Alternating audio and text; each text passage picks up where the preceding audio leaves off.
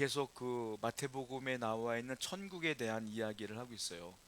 지금 마태복음에 천국에 있는 것만 뽑아서 어떻게 비유하고 있는가를 보고 있는데, 기억하실지 모르겠어요. 지난번에 설교했을 때에 겨자씨 비유 기억하십니까? 그리고 그 다음 주, 지난주죠, 누룩 비유를 했어요. 누룩 비유, 겨자씨와 누룩 비유는 쌍둥이 비유라고 제가 말씀드렸어요. 근데 오늘 보면 뭐가 나오죠? 보화, 보화가 나오고 또 하나 진주가 나오죠. 이것도 쌍둥이 비유라고 그래요.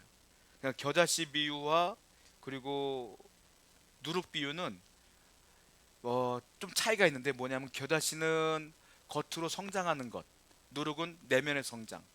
천국 백성들은 그렇게 겉과 내면이 성장해야 된다는 얘기를 했던 거잖아요. 그런데 이거는 조금 달라요. 이 부분은 예전에 그 스카이캐슬이라는 드라마가 있었잖아요. 저는 맨 처음에 스카이캐슬이라고 해서 이게 무슨 뜻인가 했는데, SKY가 대학교를 얘기하더라고. S대학교, 그 다음에 K대학교, Y대학교. 그래서 스카이캐슬을 보게 되면 그 부모들이 가면을 쓰고 내 자식들 좋은 대학교 보내려고 애를 쓰는 모습들을 보지 않습니까? 그 장면들을 보게 돼요. 그래서 그 OST 기억납니까? 나는 그 앞부분만 기억나거든. 뭐예요? We all lie. We all lie. 그 다음부터는 모르겠어. 나는 We all lie 여기만 알겠어. 이 가사가 뭡니까? We all lie. 우리 모두 거짓말쟁이. 그게 OST인데, 앞에는 말짱해 보이는데 뒤에는 다 내 자식들을 어떻게 좋은 대학 보내려고 노력하는 그 모습들을 보잖아요. 제가 그 마태복음에 나와 있을 때, 마태복음은 하나님 나라를 천국이라고 표현을 해요. 천국 그러면 어떻게 생각합니까, 여러분들? 죽어야 가는 곳, 그렇게 생각하잖아요. 그런데 사실 마태가 말하는 건 천국, 죽어야 가는 곳을 말하는 게 아니야. 뭘 말하는 거냐면 하나님의 나라를 의미하는 거예요. 근데 하나님의 나라는 뭐냐면 하나님이 통치하는 곳이 하나님의 나라예요. 그러면 하나님이 우리가 죽을 때만 통치하는 건 아니잖아요. 그럼 지금도 하나님이 통치한단 말이에요. 그럼 하나님의 나라는 저 죽어서 가는 나라뿐만이 아니라 지금도 하나님 나라가 임하고 있다는 거죠. 우리는 그러니까 천국 백성이라는 것은 지금 이 땅에서도 하나님께 지배를 받고 통치를 받는 백성이다, 이런 뜻인데, 왜 마태가 천국이라고 했는지 아세요? 왜 하나님 나라라고 하지 않고 천국이라고 했느냐면, 그 당시 유대인들은 하나님이란 이름을 입 밖에 내기가 어려워. 왜? 이름이 거룩하니까. 그리고 하나님이란 이름을 얘기를 안 해요. 그리고 하나님이란 이름을 쓰질 않아. 여러분들 순복음 교회는 하나님 여호와를 뭐라고 부르는지 아세요? 야훼라고 불러요. 근데 우리는 여호와라고 부르잖아요. 왜 그럴까요? 왜 발음이 다를까요? 왜냐하면 유대인들은 하나님이란 이름을 입 밖에 내기가 어렵기 때문에 하나님이란 여호와이란 단어를 랍비들이 읽을 때, 성경을 읽을 때 쭉 읽다가 여호와란 단어가 나오잖아요. 발음을 안 해요. 가만히 있고 그 다음 걸 넘어갔어. 그러니까 후손들이 이 여호와란 단어를 발음을 못 하겠는 거야. 이게 여호와인지 야훼인지 모르겠는 거야. 그리고 어떤 사람은 야훼라고 읽고 어떤 사람은 여호와라고 읽어요. 그래서 지금도 야훼도 맞고 여호와도 맞는 거예요. 그러니까 하나님이라면 말을 못해. 그리고 하나님 나라라는 그 단어 자체도 쓰기가 어려워요. 거룩한 하나님이라는 이름이라고 하기 때문에. 그래서 마태는 하나님 나라란 말 쓰지 않고 뭐라고 하냐? 천국이라고 쓴 거예요. 천국이라고. 그래서 사람들이 오해를 하는 거예요. 죽어서 가는 곳. 그렇지가 않고 마태가 말하는 것은 지금 이 땅에 하나님께 통치를 받는 모든 사람들, 이미 저와 여러분들은 예수 그리스도를 믿음으로 하나님 나라의 백성이 되었고 천국 백성이 되었다. 그러면 이 땅에서도 천국 백성답게 살아야 되지 않겠느냐? 이 부분을 마태가 얘기하고 있다는 거예요. 지금 오늘 본문은 보화와 진주의 비유라고 제가 말씀드렸는데, 겨자씨와 누룩의 비유가 쌍둥이인 것처럼 보화와 진주도 같이 나와요. 이게 쌍둥이 비유란 말이에요. 둘 사이는 분명한 유사성이 있어요. 그런데 둘 사이는 또한 차이점도 있어요. 그렇다면 오늘 본문이 말하는 차이점이 무엇인가를 한번 보려고 하는데, 오늘 본문은요, 이걸 얘기하고 있어요. 가치, 천국 가치, 이 세상과 하나님 나라의 가치, 뭐가 우선이냐, 이 얘기를 지금 마태는 말씀을 통해 하고 있다는 거예요. 도대체가 이 보화와 진주의 뜻을 보게 되면, 비유를 보게 되면, 보화를 발견한 자가 자기 소유를 다 팔아갖고 그 보화를 사요. 진주 장사가 자기가 원하는 진주를 발견하자마자 그 모든 보화를 다 팔고 진주를 사요. 그러면 내 걸 다 포기하고 진주를 살 만한 가치가 있느냐? 다른 말로 말하면 여러분들의 모든 전 재산을 다 포기해서도 가져야 될 가치가 있는 것이 이 땅에 있느냐 이거예요. 뭐가 있을까요? 여러분들이 다 팔아, 다 팔고 이것만큼 가져야 되겠어라는 게 있느냐는 거지. 마태가 말하는 건 뭐냐면 이 세상에는 없다는 거예요. 이 세상에서는 내 목숨까지도 바쳐가며 가져야 될 것이 하나도 없다는 거예요. 다만 이 세상의 가치와 비교할 수 없는 가치가 있는데 그게 뭐냐? 하나님 나라다, 천국이다. 그것은 내 이 땅에 있는 모든 걸 다 포기하면서까지도 가져야 된다. 그 가치가 얼마나 중요하냐 이 얘기라고 했어요. 자, 하나님 나라의 가치가 얼마나 대단하냐면 로마서 보면 말씀이 나와 있어요. 로마서 14장 17절 말씀 한번 보겠습니다. 시작.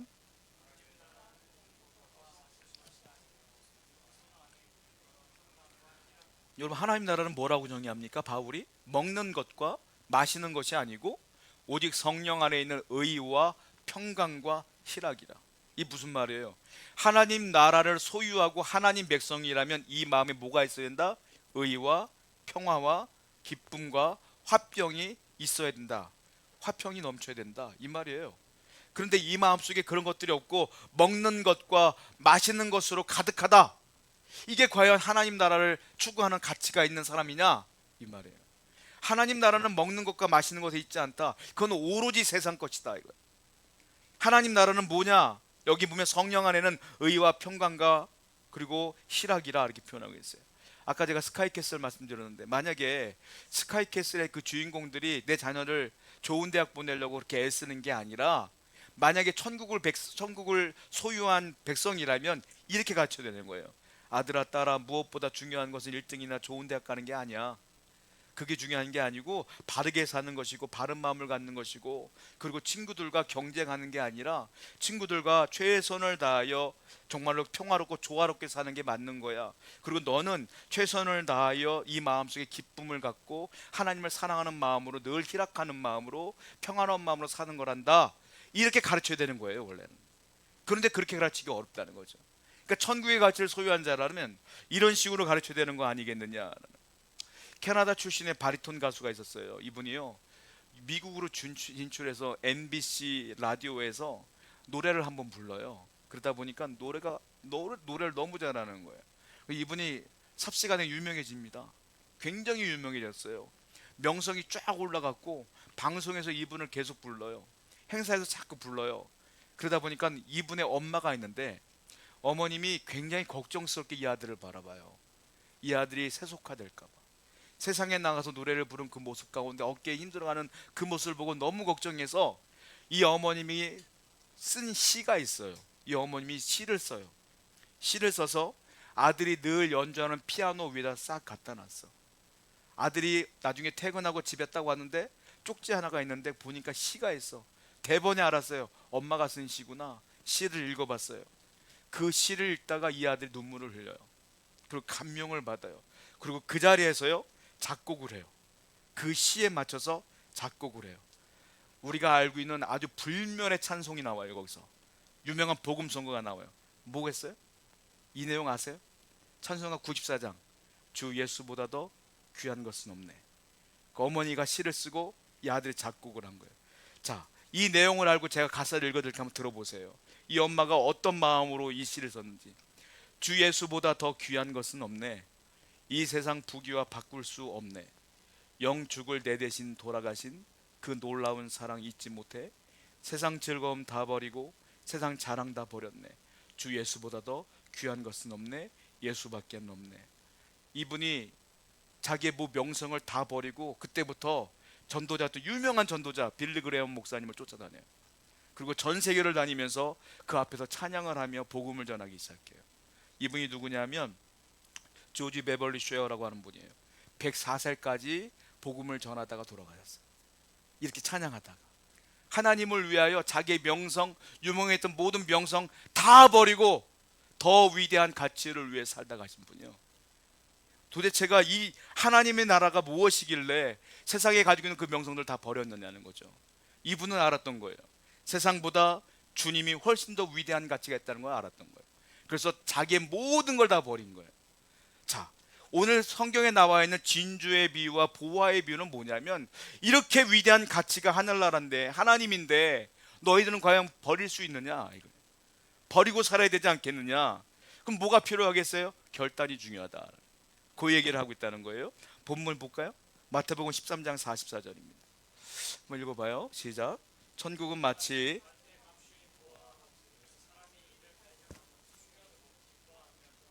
자기의 소유를 다 팔아, 천국은 마치 밭에 감춘 보화와 같대요. 어느 날 보니까 밭에 보화가 숨겨져 있어, 땅 속에. 아무도 못 봤어, 이 사람만 봤어. 그럼 어떻게 해요? 그 보화를 가지려면 어떻게 해야 돼? 그 땅을 사야 될 거 아니에요. 그러니까 다 버리고 그 땅을 샀다 이거예요. 그 보화를 위해서 샀다, 결단한 거예요.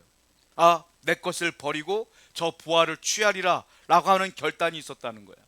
근데 이 세상 모든 걸 다 버렸다는 거. 또 보세요. 그 다음 절인데요, 45절과 46절입니다. 시작. 또 천국은 마치 좋은 진주를 구하는 장사와 같으니, 극히 값진 진주 하나를 발견하며 가서 자기의 소유를 다 팔아. 이번엔 진주 장사야. 진주 장사가 어느 날 내가 원하는 진주가 있어요. 내가 원하는 진주를 찾아 헤매는데 못 찾는 거예요. 그러다가 우연히 그 진주를 발견했어. 그럼 어떻게 돼요? 내가 가지고 있는 걸 다 팔아서 그 진주를 샀다 이 말이에요. 그러니까 뭐예요? 가치, 무엇이 가치 있느냐에 따라서 결단하여 포기할 건 포기하고 취할 건 취해야 되지 않겠느냐. 이 두 비유의 공통점은 뭐냐면 소유를 위한 결단이에요. 그 가치 있는 것을 얻기 위한 결단, 세상 것들을 포기하는 결단, 그것이 있었다는 거예요.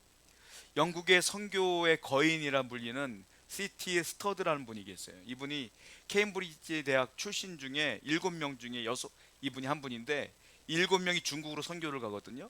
그래서 이분들이 굉장히 유명하신 분들이에요. 근데 이 스터드라는 이분이 어떤 분이냐면 집안이 상당히 좋아요. 이분의 아버지가 영국에서 전도자 D.L. 무디의 집회를 참석을 해요. 그리고 이 아버지가 은혜를 너무 많이 받아요. 그래서 온 가족이 예수 그리스도를 믿고 무디 집회에 참여해서 다 성령을 받게 돼요. 그래서 이 아버지가 엄청난 부자인데, 이 아들이 우리가 알고 있는 것처럼 영국의 유명한 고등학교 이튼 스쿨을 나와요. 그리고 케임브리지 대학을 나와요.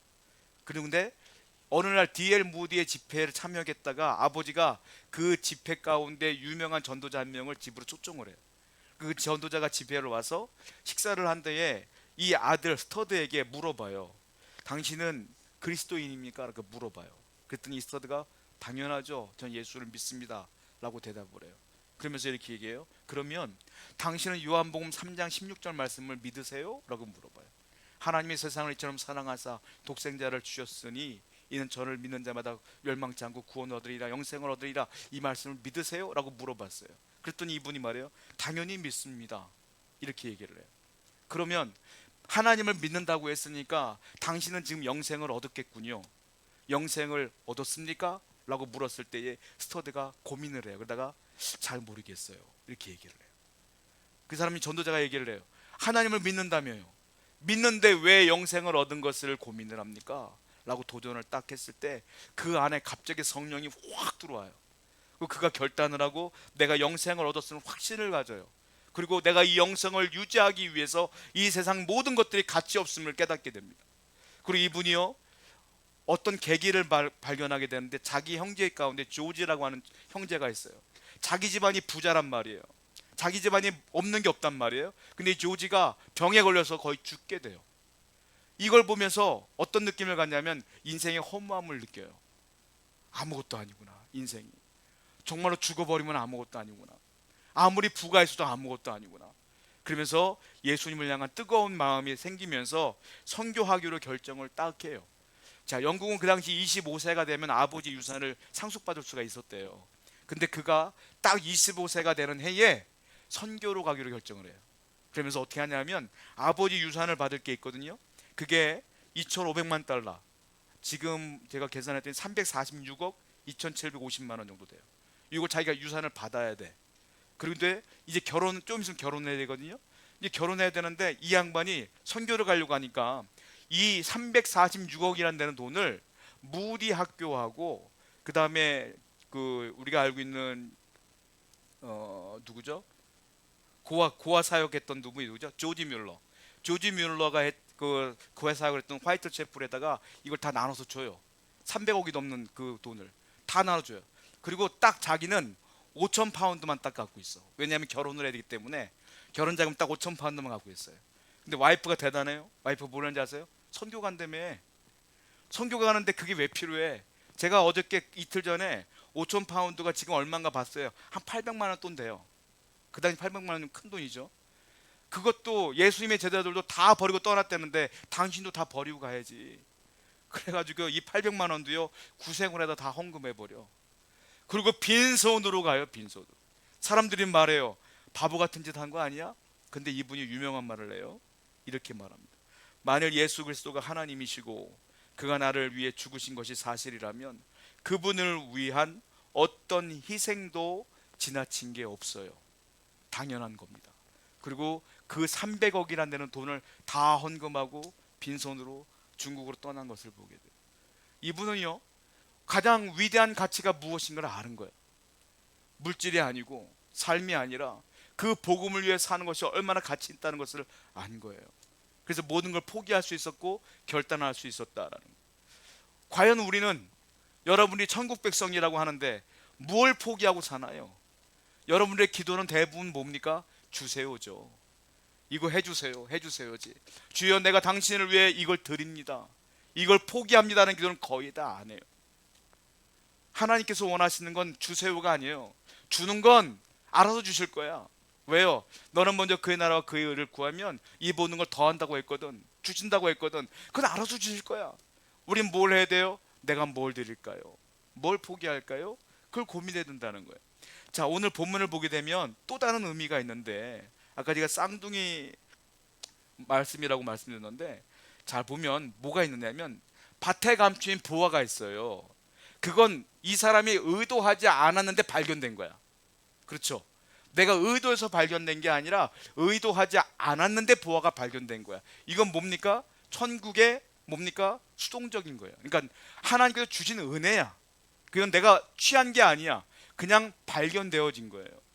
그런데 진주 장사는 좀 달라요. 진주 장사는 내가 원하는 진주가 있어요. 근데 그걸 찾아 헤매다가 발견하고 내 모든 걸 포기한 거예요. 이건 뭐냐면 내가 찾아 헤맨 거야. 이건 능동적인 거예요. 천국은 뭐냐면 수동적인 것도 있지만 능동적인 것도 있단 말이에요. 무슨 말이냐? 어떤 분은 우연히 복음을 접하는 경우도 있고 그 하나님의 백성이 되었으면 이제 여러분들은 능동적인 사람이 돼요. 주님을 위해 뭘 할까 무엇 할까 이렇게 살아가야 된다는 거예요. 자, 보면 이런 게 많은데 요한복음 4장에 보면 사마리아 여인이 물 길러 왔다가 예수님 만나요. 이건 뭡니까? 수동적으로 예수님 만난 거예요. 이거는. 근데 반대로 니고데모가 나와요. 니고데모가 진리를 찾아서 밤에 예수님을 찾아와. 이건 뭐예요? 능동적으로 복음을 만난 거예요. 그러니까 복음은 우연찮게 만날 수도 있지만 우리가 구원을 받은 사람이라면 이제 능동적으로 포기하고 능동적으로 주님을 위해 살아야 되지 않겠느냐. 여러분들은 이제 결단하셔야 될 줄 믿습니다. 하나님보다 더 위대한 가치는 없다는 걸 분명히 아셔서 나머지는 맡기시고 하나님을 위해 최선을 다해 사시는 여러분 되기를 축원드립니다. 함께 기도하겠습니다.